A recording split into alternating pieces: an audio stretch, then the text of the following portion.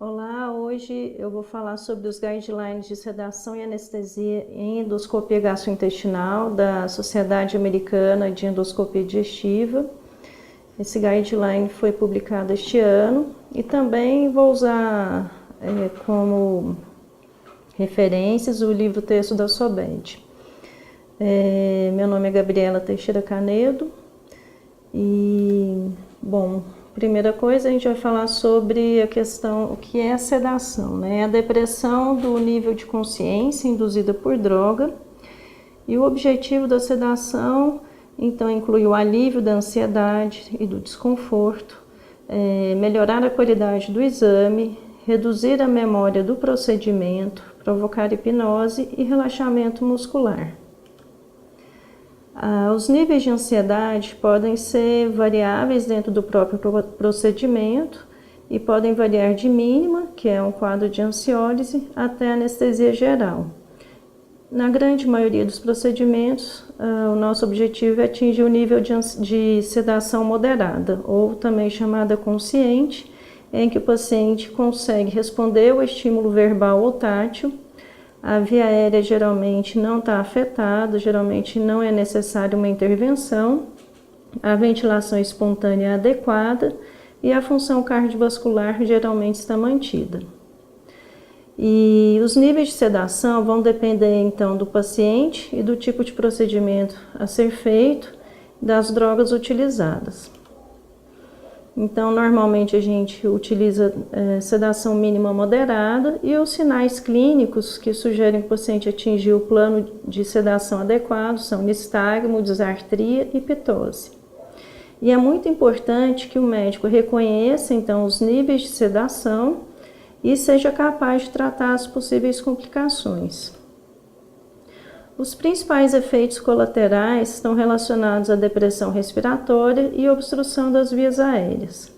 E as causas geralmente são por overdose, uso de múltiplos fármacos, por uma avaliação e monitorização inadequadas ou até mesmo pela alta precoce para a sala de recuperação.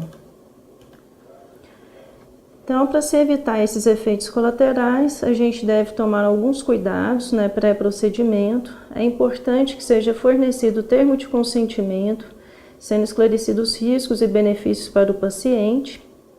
Também é importante conversar com o paciente para saber quais são as expectativas dele em relação à sedação. É importante avaliar o tipo de procedimento que será realizado. E também a Sociedade Americana de Anestesia sugere jejum de 2 horas para líquidos claros e 6 horas para refeição leve. Situações de emergência ou alteração do esvaziamento gástrico podem levar a um risco maior de broncoaspiração. Nesses casos, a gente sempre tem que indagar em relação ao nível de sedação, se é possível retardar o procedimento até esperar o jejum adequado ou se é necessário realizar a proteção de via aérea com intubação orotraqueal. Então é importante sempre fazer a avaliação do risco para sedação e manejar os possíveis problemas relacionados às condições médicas pré-existentes. Então deve-se realizar a história e exame físico sempre antes do procedimento. Na história clínica, alguns fatores podem influenciar no resultado da sedação, como a presença de ronco, apneia, pacientes com alergias a drogas, o uso de medicamentos que inclusive podem levar a interações com os sedativos, história de efeito adverso com sedações prévias ou anestesias prévias, o tempo e o tipo da última refeição, e pacientes que são tabagistas, usuários de álcool e drogas ilícitas. Em relação ao exame físico, avaliar os sinais vitais, realizar a ausculta cardíaca e pulmonar, avaliar o nível de consciência basal, uma avaliação da anatomia da via aérea e mulheres em idade fértil sempre questionar sobre gestação. Em relação à anatomia da via aérea, observar a abertura bucal, pois a abertura bucal menor que 3 centímetros também leva a dificuldade de ventilação e intubação orotraqueal, anormalidades na região cervical, obesidade, macroglossia, síndromes genéticas, falhas dentárias e malformações da face, trismo e a presença de barba. Então, é importante sempre a gente avaliar o paciente justamente para checar se não tem algum distúrbio que venha dificultar na ventilação. A classificação de Mallampati deve ser realizada com o paciente sentado, com a língua protrusa. A gente vai graduar em grau 1, naquele paciente que a gente enxerga toda a úvula, o palato mole, os pilares amidalianos, as tonsilas amidalianas. No grau 2, já se avalia a base da úvula, o palato mole. No grau 3, somente a base. E no grau 4, você não vê a úvula. Então, quanto maior o grau, maior a dificuldade para realizar a intubação orotraqueal. E lembrar também que crianças até 5 anos de idade, mesmo sem comorbidades, também têm o maior risco de ter eventos adversos em relação à dificuldade de intubação e de ventilação. Outra avaliação importante é a classificação de ASA, no qual na ASA tipo 1 o paciente é normal, ou saudável. Tipo 2, o paciente tem doença sistêmica leve, que não limita suas atividades, como por exemplo hipertensão arterial sistêmica ou diabetes sem sequelas sistêmicas. O ASA tipo 3, que o paciente tem doença sistêmica moderada ou severa, mas que não limita as atividades. ASA grupo 4, o paciente tem doença sistêmica severa, que aumenta o risco de vida. E o paciente no ASA tipo 5 é o paciente mórbido com risco de morte nas próximas 24 horas. E o E é classificado como os pacientes que serão submetidos a procedimentos de urgência. As recomendações para acompanhamento com anestesista segundo a ASA são endoscopias terapêuticas ou de longa duração que requeiram sedação profunda, intolerância prévia a sedativos habituais, ASA classe 4 ou 5 e aumento de risco de obstrução de via aérea devido à variação anatômica, como, por exemplo, os pacientes obesos mórbidos. Bom, então, agora a gente vai fazer o quê? Tem que se definir um plano de sedação e, a partir daí, monitorar o paciente. Então, além do plano A, a gente tem que sempre estar atento que existe o risco de variar o nível de sedação e sim, a gente tem sempre que ter o plano B e C para resgatar esse paciente. Em relação à monitorização, é importante realizar a avaliação da frequência cardíaca, da oximetria de pulso, a aferição de pressão arterial, observação visual da ventilação, a avaliação eletrocardiográfica. A Sociedade Americana de Anestesia recomenda nos casos de paciente com doença cardiovascular significante ou arritmia durante as sedações moderadas e em todos que serão submetidos à sedação profunda. E é muito importante fazer o registro antes, durante o procedimento e após. Em relação à quantidade de vezes ou tempo que esse registro deve ser feito, vai variar com o tipo de sedação que vai ser realizado. Isso faz parte dos parâmetros de avaliação de qualidade de uma unidade de endoscopia. Então, toda unidade de endoscopia deve ter os equipamentos de rotina e emergência, como a presença de sistema para fornecimento de oxigênio a 100%, aspirador, equipamentos para manutenção das vias aéreas, como as máscaras faciais, laríngeas, as cânulas naso-orofaríngeas, tubos endotraqueais, laringoscópio com lâminas, os monitores com oxímetro de pulso, monitor cardíaco, aparelho para aferir PA e os equipamentos necessários para reanimação e medicamentos, como o balão autoinflável, desfibrilador, as drogas para reanimação e os antagonistas, naloxona e flumazenil, e os impressos com protocolos para reanimação. Bom, os fatores de risco para hipoxemia são a oximetria de pulso basal menor que 95%, pacientes que serão submetidos a procedimentos de emergência, procedimentos com longa duração, pacientes em que há dificuldade de intubação orotraqueal e aqueles com várias comorbidades. Então, recomenda-se fazer uma pré-oxigenação, né, fornecer oxigênio para sedação moderada e sempre na sedação profunda, porque a pré-oxigenação ela vai aumentar a reserva de oxigênio, retardar episódios de hipoxemia durante a apneia e é muito importante se manter a via aérea pérvia. Recomenda-se manobra de 8 ventilações com máscara facial bem acoplada, ou o uso também de catéter nasofaríngeo, que fornece oxigênio a 35% de FiO2, podem ser usados de 1 a 8 litros de oxigênio por minuto, ou óculos nasal, que também de 1 a 8 litros de oxigênio por minuto, com a FiO2 de 20 a 30%.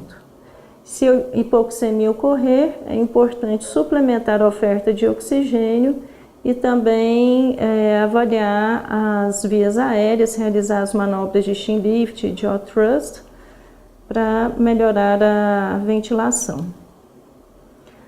Em relação à capnografia, ela não altera a segurança em caso de sedação moderada.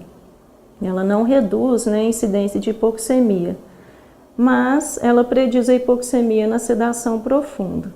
E pacientes que não serão sedados, deve-se manter a mesma monitorização e também o acesso venoso, porque caso o paciente não tolere, aí o paciente poderá ser então sedado e também para avaliar as possíveis complicações decorrentes do procedimento. Bom, em relação aos fármacos recomendados, na sedação leve a moderada, a gente deve usar drogas que tenham início de ação rápido e de curta duração. O esquema mais utilizado é a associação de benzodiazepínicos com opioides. Dentre os benzodiazepínicos, o midazolam é mais usado, entre os opioides, o fentanil. Nesses casos, a gente utiliza lidocaína spray, que é um anestésico tópico, para reduzir o desconforto. A dose máxima é de 5 a 7 mg por quilo, e em cada puff tem 10 mg da droga. Um dos efeitos adversos é o risco de crises convulsivas, a methemoglobinemia, cujo antagonista é o azul-dimetileno. Bom, em relação ao midazolam, ele é da classe dos benzodiazepínicos mais utilizados, porque ele tem ação curta e também tem menor risco de flebite. Os benzodiazepínicos provocam amnésia anterógrada, ansiólise, sedação, também tem ação anticonvulsivante e provoca relaxamento muscular. Os benzodiazepínicos têm uma ligação com o receptor GABA-A inibitório no sistema nervoso central. O midazolam é o único benzodiazepínico hidrossolúvel e no pH fisiológico ele torna-se lipossolúvel, com isso ele facilmente ele atravessa a barreira hematoencefálica. Seu início de ação ocorre em torno de 2 a 3 minutos após a sua administração. A metabolização é hepática e a excreção renal e sua meia-vida é em torno de 60 minutos. Em relação à dose do midazolam, a dose habitualmente usada é de 0,05 a 0,1 mg por quilo. Deve ser administrado diluído, EV, em bolos lentamente. Lembrar que em idosos existe uma maior latência de resposta, geralmente se espera em torno de 2 a 5 minutos, e também pode ocorrer efeito paradoxal nos extremos de idade. Na gestação da categoria D, não deve ser usado, e o seu antagonista é o flumazenil. Em relação a outro fármaco hipnótico também recomendado para sedação é o propofol, que é um alquifenol, cujas ações são hipnóticas e sedativas. Ele tem ligação com o receptor GABA-A, é um medicamento lipossolúvel e tem início de ação ultra rápida, né? Ação ultra curta também, além de agir rapidamente, já com 30 segundos após a administração, sua meia-vida é em torno de 2 a 4 minutos. E a meia-vida de eliminação de 30 a 60 minutos. Propofol ele é administrado em emulsão lipídica, isso pode causar dor e flebite, e não é necessário associar lidocaína spray. Em relação aos seus efeitos cardiovasculares, ocorre uma redução da pressão arterial por vasodilatação periférica e depressão miocárdica direta, e os efeitos respiratórios, com depressão respiratória com redução do volume minuto e depressão dos músculos sobre a laringe, e isso impedindo uma ventilação adequada. Categoria B, gestação, e é seguro no primeiro trimestre. Ele não possui antagonista, sua dose inicial deve ser de 0,01 a 1 mg por quilo EV em bolos, seguidas por infusões variáveis em bolos. Em relação aos fármacos analgésicos recomendados, eles são das classes opioides. Os utilizados são fentanil ou a meperidina. Hoje em dia o fentanil é o mais utilizado. Os opioides são agonistas dos receptores mu e kappa. O fentanil tem potência 50 a 100 vezes maior que a morfina e ele não cursa com sedação significativa nas doses habituais. E ele geralmente deve ser usado associado ao midazolam. Os efeitos adversos mais comuns são as náuseas, vômitos e prurido. E os incomuns são as reações alérgicas, anafilaxia, depressão respiratória. E na superdose é comum ser observada miose, bradipneia, hipotensão e hipotermia. E os efeitos são dose dependentes, lembrando que os pacientes que não usam os opioides cronicamente têm o maior risco de ter efeitos de overdose, e também naqueles pacientes usuários de naltrexone. Não devem ser usados em gestantes, é categoria C, e a dose habitual é de 20 a 50 microgramas EV diluído. Geralmente se aplica inicialmente o fentanil, aguarda-se 3 minutos e depois se aplica o benzodiazepínico. O antagonista dos opioides é a naloxona. Bom, agora eu vou falar um pouquinho sobre os antagonistas, O flumazenil é antagonista dos benzodiazepínicos, tem início de ação em 1 minuto e a meia-vida de 30 minutos. Então, lembrar que como a meia-vida do benzodiazepínico, do midazolam, é em torno de 60 minutos, esses pacientes têm risco de ter ressedação. Então, eles devem ser observados por 2 e até 6 horas naqueles pacientes mais idosos e pacientes hepatopatas. Não deve ser usado em gestantes, é categoria C. A dose utilizada é 0,2 mg EV em bolos. A cada 1 minuto se reavalia o paciente e se repete 0,1 mg a cada minuto, até a dose máxima de 1 mg assim que o paciente despertar. Os efeitos colaterais, então, são náuseas, tremores, lacrimejamento, ansiedade e crises convulsivas. Lembrar sempre do risco de ressedação. Em relação à naloxona, ela age provavelmente por competição com os receptores de opioides, seu mecanismo de ação não está completamente esclarecido, seus efeitos colaterais são náuseas, vômitos, congestão pulmonar, pode ser usado na gestação, é categoria B, e a dose é de 0,2 mg EV em bolos. Se reavalia o paciente a cada 2, 3 minutos e pode se repetir 0,2 mg até a dose máxima de 2 mg, e até o paciente despertar. Na sedação leve ou moderada, os medicamentos mais recomendados são a associação dos benzodiazepínicos com opioides, porque eles têm bom perfil de segurança para endoscopia e colono para pacientes sem fatores de risco, ou seja, nos pacientes classe A1, 2 e 3. E podem ser administrados por enfermeiras treinadas, desde que sob supervisão do endoscopista. Doses adicionais podem ser necessárias e naqueles pacientes com difícil sedação, pode-se associar difenidramina, prometazina ou droperidol. Então, o droperidol é um neuroléptico, que tem algumas contraindicações importantes, pacientes cardiopatas, pacientes com aumento do intervalo de QT e uso de medicações que podem provocar também aumento do intervalo QT. Em relação à sedação com propofol, ela pode ser administrada por não anestesista ou pelo anestesista.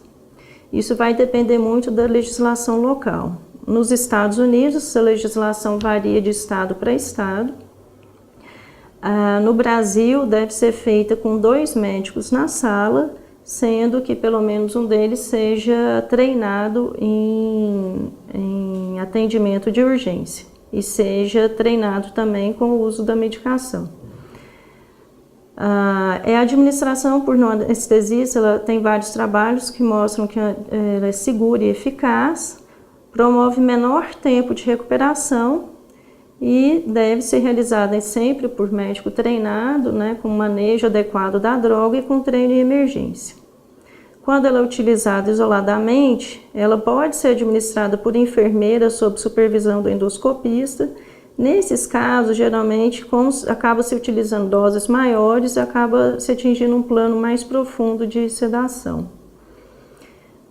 E também pode ser usada a sedação balanceada, com a indução em bolos com benzodiazepínico e opioide, seguida por bolos intermitentes de propofol, em doses bem baixas, de 5 a 15 miligramas. Geralmente, nesses casos, também se atinge plano leve ou moderado. Hoje em dia, a administração de propofol por anestesista é responsável pela grande maioria dos procedimentos ambulatoriais nos Estados Unidos. Cerca de 50% das colonoscopias são administradas por anestesista e é recomendada para procedimentos complexos ou naqueles pacientes com comorbidades ou risco de comprometimento da ventilação. Dentre as vantagens levantadas são aumento da satisfação do paciente, reduz a distração do endoscopista, aumenta a eficácia de procedimentos complexos e da desvantagem em relação principalmente ao aumento de custo. E as recomendações para sedação com propofol são equipe com educação e treinamento apropriados, pelo menos uma pessoa qualificada em suporte avançado de vida, que haja pessoas treinadas e dedicadas em monitorar parâmetros clínicos e fisiológicos, até as enfermeiras têm que estar atentas em relação à ventilação, a monitorização com oximetria de pulso, eletrocardiograma, pressão arterial, a função ventilatória e sempre considerar a capnografia nos casos de sedação mais profunda. Deve-se ter disponível equipamentos de vias aéreas e ressuscitação cardiopulmonar próprios para as faixas etárias. E é importante que o médico esteja presente até o paciente ter critérios de alta. Em relação aos critérios de alta, tem a resolução do CFM de 2003. O paciente deve estar orientado no tempo e no espaço, com sinais vitais estáveis, sem náuseas, sem vômitos, sem dificuldade respiratória. Deve já ser capaz de ingerir líquidos, se locomover, sem sangramentos ou um sangramento mínimo, sem dor intensa, sem sinais de retenção urinária. E é muito importante orientar o paciente e o acompanhante, tanto verbalmente quanto por escrito, em relação aos cuidados pós-anestésicos e pós-procedimentos, e determinar qual local de saúde que ele deve procurar para possíveis ocorrências para que seja atendido. O paciente também não deve dirigir nas próximas 12 horas, em relação, se for o propofol isolado, até 6 horas, e nem realizar atividades com risco de acidentes. Muito obrigada.